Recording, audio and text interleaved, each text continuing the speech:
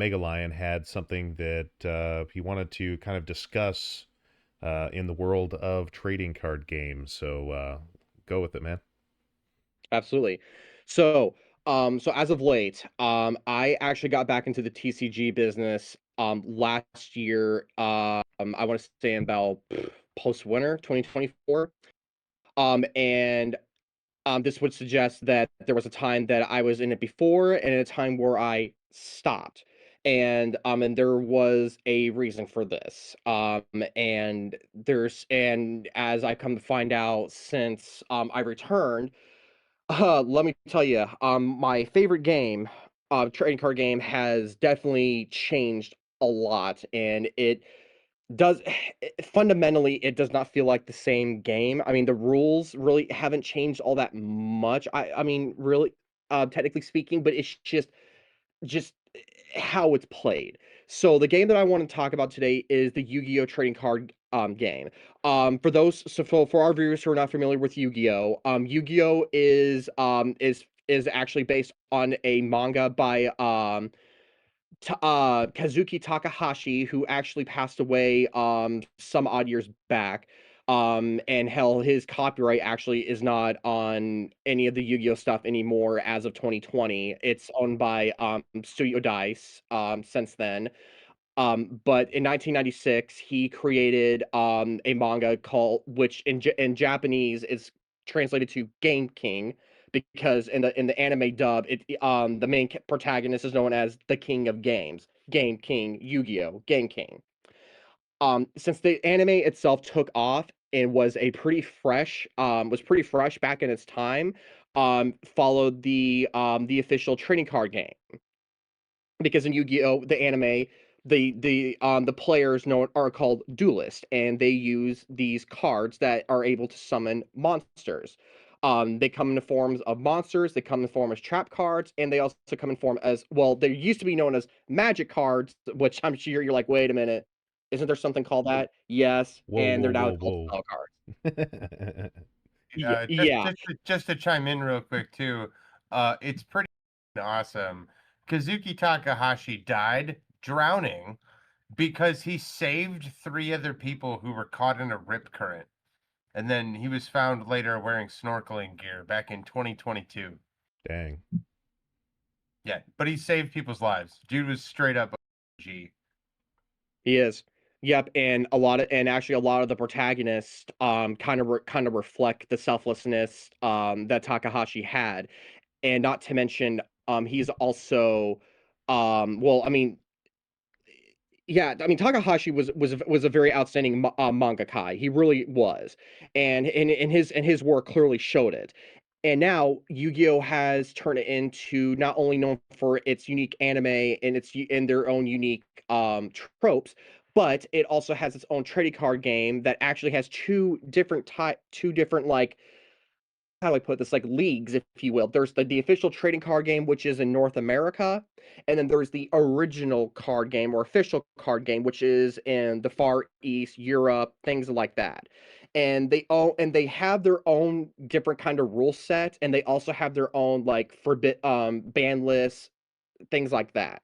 So with that said, what I wanted to bring up is what's now known today as modern Yu-Gi-Oh. With us being now in, 25 years into the 21st century, things have, of course, have changed technology wise. Just overall gaming experience has really changed. But however, as we in this fresh squeeze have talked about, like, how gaming quality has gone down in terms of content, in terms of originality, in terms of just a lot of things that make, you know video games what it is, and and how it grew to such a big phenomenon to what it is today, despite the apparent issues that they have. A lot of the TCGs and Yu-Gi-Oh, not being limited to Yu-Gi-Oh, has this, but however, Yu-Gi-Oh is one of the is a giant in the trading card game. But what I've come to find out is that how the while the rules have not really changed, how the game is played, as well as the experience that older players have as well as new players have has changed. And and as someone who's played Yu-Gi-Oh since I was like 9, and then I stopped playing back in 2018 because they did do a rule change, which I was A, not aware of, and B, I felt that it killed one of Yu-Gi-Oh's greatest features was deck diversity. Like you could build a deck of almost around anything that you want and make it yours and still have fun and win matches.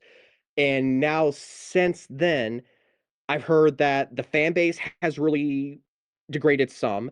The overall outlook and the Yu-Gi-Oh and just Yu-Gi-Oh in general, in terms of TCG, has changed and not for the better. And now that modern Yu-Gi-Oh is, I mean, I'm not. I personally, I mean, I still enjoy the formats that it has, but the thing is, though, um, it's really got it. Well, if I talk about Yu-Gi-Oh with any stranger, the first thing I will say about Yu-Gi-Oh is it has a very bad meta problem. Very, very bad meta problem. And why I feel meta is a problem, and my personal opinion with meta in general, no matter what game we're talking about, Yeah. video game, trading card game, whatever, I think it's part of the reason why modern gaming has, such a really bleak outlook on the future because I mean, meta to me, and my philosophy with meta is that meta doesn't really require skill to use. Meta is something that is built to be like when that is like 95% unbeatable because that's how these companies make their profits is off the meta because people want to win, but they don't want to put in the work to to be good at this particular game. And with meta or meta decks to be with Yu-Gi-Oh on the with Yu-Gi-Oh being the topic, there's so many players that play the same thing now, and Yeah. that to me, I'm sorry, that's not skill. If you have to use a deck that is literally built to be that's literally built to win because that's how literally the creators of the game have it set up now, because that's how they make their profit margin, and you can't come up with something of your own, then I'm sorry, I don't think you're skilled. So I and I'm you got a video uh, that we could watch on this. Is that essentially what that's discussing, or? Pretty much that, and then just also like the like his he does talk about deck diversity. That's something I've always harped on about Yu-Gi-Oh was the deck diversity because again, that's what made Yu-Gi-Oh a really awesome game. Was it was different from Magic the Gathering because Magic the Gathering is dominating TCG right now. Well, that or it's Pokemon, which I hope it's not because I hate Pokemon with a burning passion. But but um but Yu-Gi-Oh what back in the early 2000s when it first started was a good game. It was awesome. You could build anything you wanted and it could work. Now it just seems that especially in like in a professional setting, like in regional tournaments, international tournaments, people the participants seem to use the same almost the same exact deck build because it's meta. And again, I'm sorry. If you have to use the same build as like majority of other players because you want to win, that doesn't say a lot about your skill. Anybody can just say, "Oh yeah, I'll copy and paste Fielder? this deck because it's one of the best decks right now, and I'll go play with that." Yeah, that doesn't take much thought or skill. Is it still just tier limits? Is this what? Tier limits. No, Tillermans has gone no because they got their field spell banned, which actually kicked them in the dick a little bit. And then also in the Master Duel format, a lot of their cards, which that's the same thing with Master Duel, it's also been forbidden. And not to mention, a good portion of their boss monsters are either semi-limited or limited. But no, it's not tier laments has really fallen off. In fact, I've seen less and less people use tier laments. Um, the dominant um the dominant decks that I've been hearing about right now is Mitsurigi and Yummy. Yummy especially. And not to mention the also the more people want like a particular kind of card, if you go to the TCG player market, that's gonna increase the cost of that particular card. Like, yummy decks are expensive as fuck. Like, they like the deck lit like, if you look at certain deck lists, it will tell you too what the cost is card by card, and depending on how many copies of the card you play. And I've seen yummy decks range from, like, maybe $200 to $300 to maybe $400 to $500, not exaggerating. Yeah, that's crazy. Let's give this It video a it's look. If you don't know, one of the best decks of the next format is going to be Lunalight. And Lunalight's gameplay is sometimes very frustrating, but the end board itself Yep, they is got what support too. really Lunalight's grinds an my older gears. archetype, We've but had they got Towers support, formats just this before, past year. where a Towers is a monster that is unaffected by card effects. Basically, you can out it by any normal means in your deck, like negation or destruction, or even just common removal like banish or bounce. You have to deal with that monster surgically and in very specific ways, and sometimes you have to build your whole deck around that one monster. Of course, the original Towers was Apocryphal Towers, which gave the name to this type of monster, but since then, and more recently, we've had to deal with other Towers monster, mainly X-Pearly Noir, which was just an extremely oppressive Towers monster that got some curly cards on the Forbidden and Limited list. And today, that card is Lunalight Liger Dancer. It requires Lunalight Leo Dancer plus an additional 3 Lunalight monsters. It is level 12, and it has 3,800 attack and 3,500 defense, which is a huge stat for any monster. It must be fusion summoned with the above materials, and it is unaffected by card effects except for Lunalight cards. Which means that, for example, an SP Little Knight's restriction to not attack directly the turn you activate its first effect doesn't apply to Liger Dancer. Also, Baguska, which switches the entire field into defense and negates everything, also that card is banned. does not apply. And this is not just the activated effects, these are just card effects. Is a nightmare. It can make a second attack during each battle phase, not on monsters, just in general. I beat it though. Which means that it's very close to game all on its own. It's basically 7,600 damage. And, as a quick effect, in a soft once per turn, it can send a Lunalight monster from your extract to the graveyard as cost, similar to Mirror Jade, but destroy all opponents' special summons monsters, which is devastating, because usually that's how you're gonna out that monster. So, is this a problem in the next format, and is this a design problem in Yu-Gi-Oh! In general? This is what we're going to be discussing today. Will this card turn the next format into an unplayable Towers nightmare? Today I'm going to talk about 5 arguments on why Towers monsters shouldn't exist in Yu-Gi-Oh! This might be a hot take, but I don't think anybody likes the lack of interactivity and other things that this type of monster provides. And specifically, a monster this strong that your opponent can make a couple of these on their field and is not once per turn is basically an auto-win button, which Konami usually tries to avoid. First of all, I think the most important point about this card and about Towers monsters in general is that they break interactivity. And I think this is what people like the most about Yu-Gi-Oh! A format where you can actually play and interrupt your opponent, effects go back and forth, you negate this, your opponent destroys that, and you end up sort of like playing a live game, unlike card games like Pokemon, where it's basically turn-based. And Towers monsters cut off the main appeal of the Yu-Gi-Oh! Card game, dynamic back and forth play. If one player can just slam a monster on the table that says that you basically just won the game, the duel shifts from who played it better to who drew the out, so we're going to that actually now, played through some hand traps. And Lunalight is actually really, really good in doing that. And again, this is no hate to Lunalight or Lunalight players. I actually think the Lunalight engine as deck is pretty cool, but the end goal and the end result means that this is a game played by only one player. Also, I think that the second point about Towers is that they punish deck diversity. When a monster is unaffected by card effects, which basically means it has pretty much all-around immunity, the only answers left are very, very narrow and are very limited to a specific set of cards like Kaijus, or a sphere mode or stuff like that. Or just going over 3,800 attack, but with its protection effect to destroy all special summon monsters your opponent controls, that becomes increasingly hard, especially if there are 2 of them on the board. That forces decks to build their deck around a specific monster or a specific deck that they might encounter. Because you could only see maybe one Lunalight player in a tournament, like we saw in the finals of the World Championship, but if you don't have a specific answer in your deck to that card, you basically lost on the spot. It doesn't matter how well you play your deck or how skillful you are. Yeah, so So yeah, so that's another thing too, because see, when certain archetypes come out, or there's older archetypes that get phenomenal support, like last year, not this past year, but last year, it was there was an archetype known as Ubel, and Ubel, I still hate that fucking archetype, still do, still do. I don't care if it's meta or not. I hate it.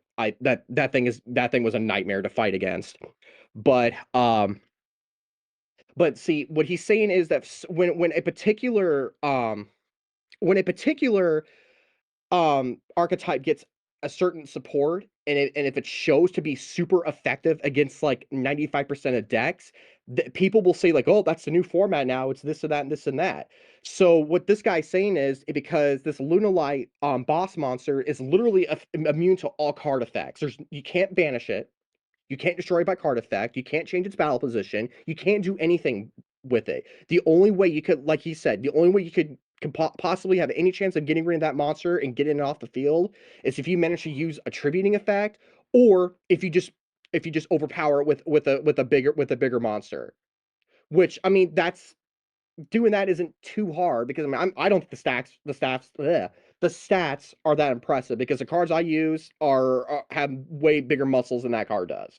But however, the card effect though of it being unaffected by any of all card effects, that is a royal pain in the ass. I don't know how many times I've ran into decks that had either one singular card that was just like a whole board of its own, or it was just a whole board full of monsters that did pretty much that, and you could do pretty much nothing, and the game was already lost. So the only thing you could do is just take it like a man and get your life points reduced to zero, or you can just scoop, which means surrendering. Um, but but the thing is, um, the other thing that's wrong with Yu-Gi-Oh though, is that there's this thing called hand traps. And what hand traps are is there's a mechanic in this game called trap cards. And usually what you do is you set them down. And most of the time, well, the rule is that when you set a trap card, you can't use it the same turn that you set it. You have to They're wait till the next completely turn. irrelevant in the game because they're too slow now. Exactly. And hand traps, no, they can be activated almost at any time now. And that kind of ruins that too. I'm You're like, talking about Ash Blossom, right?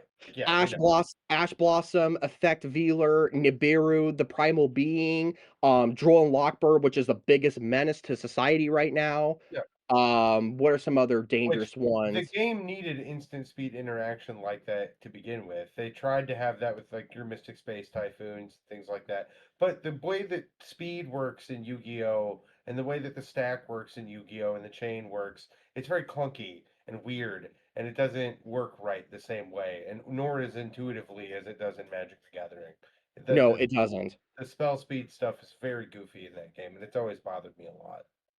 Yeah, and like I said, it's just the meta in general. It's just the fact that if there is a um, particular archetypes that are proven to be meta, people will only pull. Like if you go to like Master Duel right now and do a ranked gameplay, you will most of the time see that people are using like maybe 1 to 4 different archetypes, and a lot of times you're not going to beat them because it's also determined on who wins the coin toss, because that's what I've seen people complain about that too, is usually it's who goes first and who goes second. That also has been a big deciding factor, which is also bullshit. That The entire it shouldn't be like the that. That's not entire fun. TCG market overall is down $60 million this year.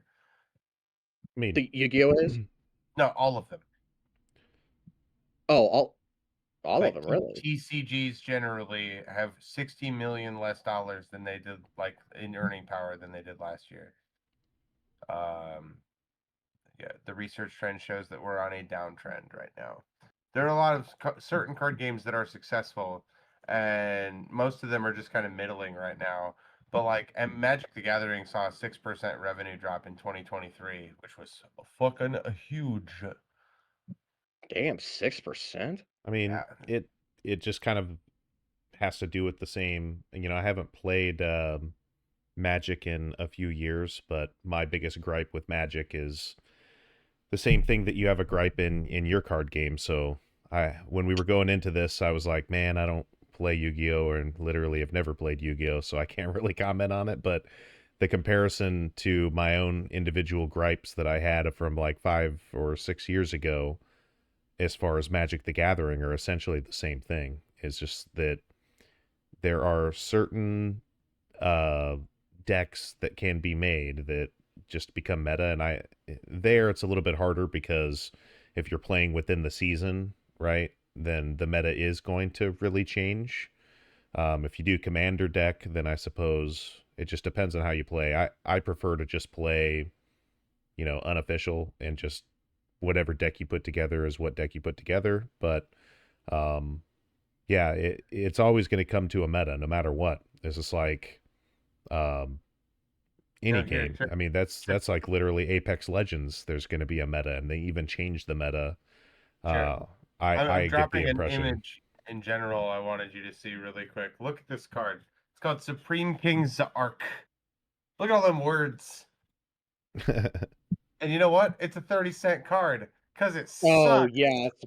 Yeah, and Supreme King's arc isn't and yeah, But that look arc at all those. Imagine handing this to a friend of yours, and they would look at this and be like, "Look at all that." yeah, yeah, I mean, that kinda is what steered me from Yu-Gi-Oh! Was the complexity of that, but then I came back because I missed it. I'm like, "Well, I'm not the same person I was back then. I can actually read faster and comprehend things a lot faster than I did back then." Well, and just Because trying to explain penduluming to people, or like how you even get a fusion pendulum, or like just mechanically the game is just so much to ask of people, and then like Yeah. it Mhm. changes so much every couple of years. Like Yeah, because I mean Magic yeah, doesn't because really do that. They mechanically have changed the game board in Yu-Gi-Oh! they have. Yeah, They have. like it's not the same game. It's a they even have you seen speed duels now? This new thing they're Yeah, doing? but Speed Duel's already been discontinued because it didn't sell. 'Cause it sucks. Yeah, it Nobody sucked. wanted that. They were like, "Hey, let's just reboot the game, but all of your old cards mean nothing." Like, it was so Yeah, weird. yeah, Speed Duel was dog shit because all it really was is that you played with 2 less fields. It was only 3 with your, including your extra deck, Monster Zone. Which also I did find that weird too, that they added a 6th zone because there's usually 5 monster zones and 5 spell and trap card zones, and then you had your main deck, your graveyard, banishment pile, and then you had your extra deck, and then your field spell, zone, and that's all you had. Yeah, And, which they yeah, still just, played Edison that way, right? I've heard a lot about Edison, but I Yeah, I don't never know played much about Edison. it. Because when I got back into Yu-Gi-Oh! In 2024, I didn't know there were different formats because I didn't know Yeah, that was the thing. I do Now, what Genesis Edison format, I do have as high hopes time for that wizard. one. Yeah, Go I ahead. think that sounds cool. Nothing. I was just saying that I think that sounds cool. Yeah, Genesis, yeah, because I think Konami finally got it through their thick, greedy skulls that, yeah, our player base is really pissed at us right now, and we're losing player numbers by the month. And so yeah, so last month they created a new format called Genesis. And Genesis is the rules are the same. Fundamentally, it's the same game, but Pendulum monsters, Link monsters, as well as the extra monster zone does not exist in that game. And not to mention they're Here, I'll share the article. Yeah, there's It's in no general. ban list, but there's a point system instead, which I did find that a little intuitive. And actually, a friend of mine and I were talking about something like this a few weeks before this was announced. I said, "Is this what you're kind of talking about?" He says, "Yeah, a point system because in Magic there actually is something like that. It's a point system that determines the difficulty and the complexity of like, is this deck casual? Is this deck somewhat of a challenge but can be beaten, or is this like a really stupidly competitive overpower? Like you better have like the best cards and you better come with that 1000 IQ to beat this deck." That's kind of what Genesis is. But however, it's based on what card you're putting into your deck. So like for example, so there's the card name and then there's points.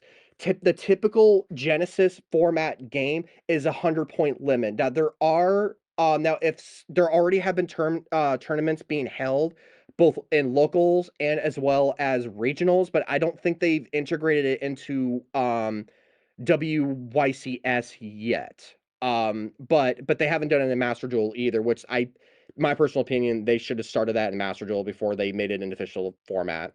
Because um Genesis, it does challenge because it does make you think about like it does make you conscious of like what you put in your deck. Because if you use 100 points on one card, you can't use any other cards. You have to use cards that have no points. And there are a good amount of cards that do exactly that. So so far from what I heard, Genesis has gotten noticed.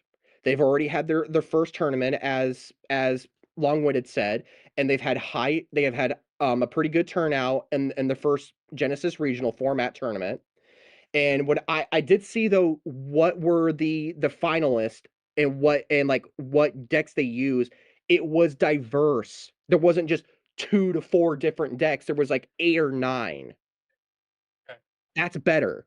That's better. You're not wrong. Yeah, that's better. That's what I'm talking about. So, and personally, am I developing a Genesis deck? Yes, I am. I've already Nice. actually developed my deck list. I just got to get the cards.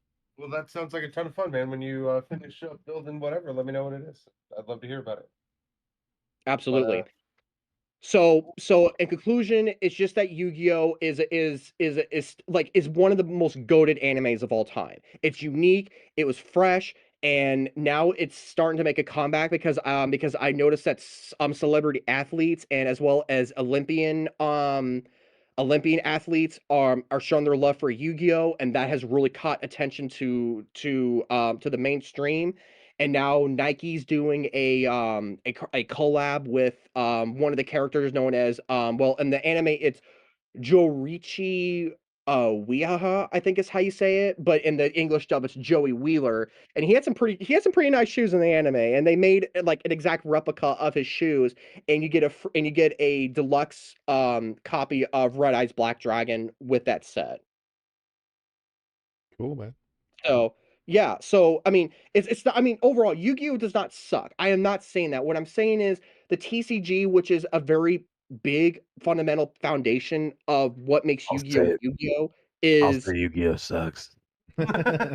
yeah, it it really doesn't. I mean, I don't think the game is dying because there's some YouTubers like, "Yeah, the game's dying. The end is near." Nah, nah, nah, nah, nah." Yeah, Yu-Gi-Oh well, died in 2016.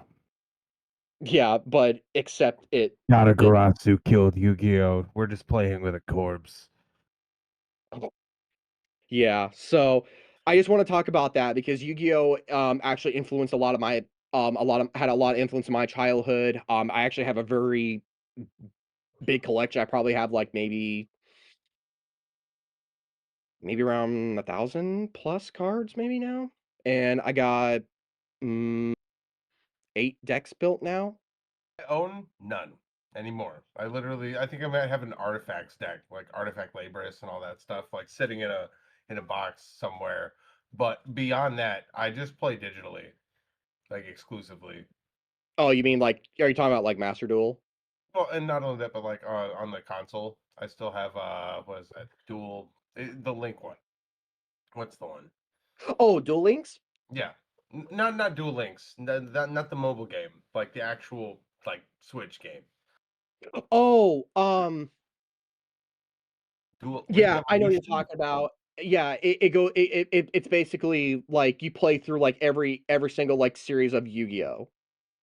Yeah, Is that what you're kinda talking about? yeah, but you can also play online against other Yeah, I people. can't I know what game you're talking about. I can't think of it. I think it's Yeah, Link to Legends or something like that? Link Evolution or Legacy of the Duelist. Legacy of the Duelist, there it is. Yes, yes, there it is. I know what you're talking about. I can see the cover, can't think of the name. That one was But yeah, fun. Master Duel is like the electronic way of playing Yu-Gi-Oh! But except, I still play well, the again ROM for Forbidden Memories too, and a bunch of the ROM hacks for it because there are so many ROM hacks for Forbidden Memories that are like tons of fun to play. mhm. Yeah, and they actually just released a new they did like a remastered edition of like one of the like the first games, Forbidden Memories being one of them. Um and they made it into like a collector's edition kind of thing, and then you got a promo secret rare alternate art of Harpy's Feather Duster. So Smoogly, have you ever played any PlayStation Yu-Gi-Oh games? I've not played any Yu-Gi-Oh whatsoever, digitally or in Never. real life. Okay. Not even Duelist of the Roses? Like on the Nothing. PS2, yeah, we all got that from the rental store back in the day for like at least one day. You're crazy, man. It's nuts. But no, there was a PlayStation 1 game that released before the actual card game ever came out. So mechanically, none of the rules for the card game apply to this PlayStation 1 video game. Huh. And you mix Mhm. the monsters together with absolutely none of their card logic applied to it at all. Like, and even the developers, when they were making the game, just went with their gut feeling based on what they thought the image was for what should mix with what.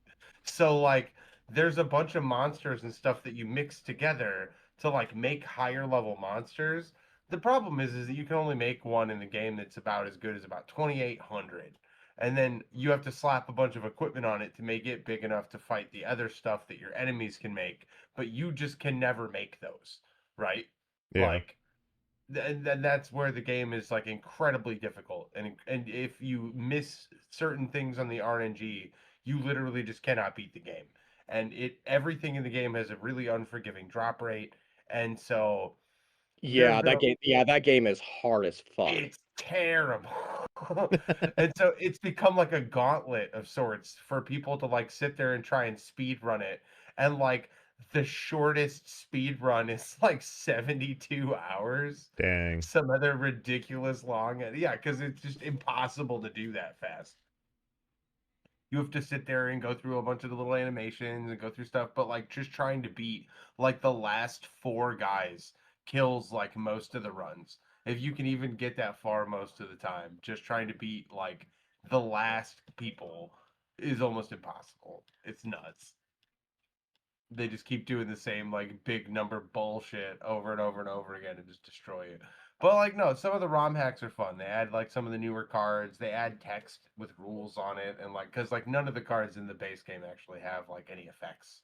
There's no text on them. They're just numbers, right? So Is it kind of like is it kind of like Duelist Kingdom kind of thing, but just no here I'll pull it up. It's because really funny. I don't think I was old enough because I don't think because what year did that game come out? Forbidden Memories itself came out in 1999.